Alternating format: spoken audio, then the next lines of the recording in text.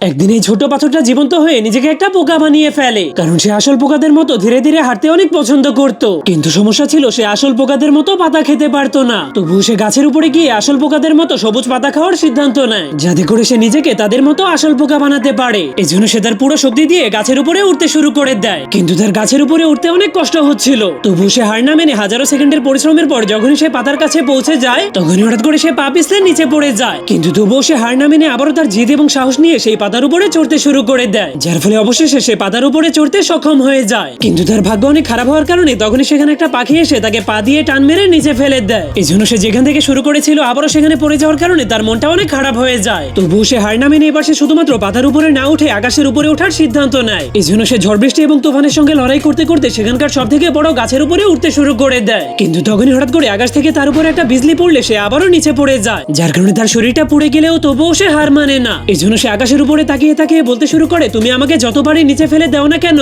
আমি কখনোই হার মানবো না। আমি একদিন না একদিন আকাশের উপরে অবশ্যই উঠবো। এরপর সে আবারও আকাশে ওঠার জন্য যেতে শুরু করে দেয়।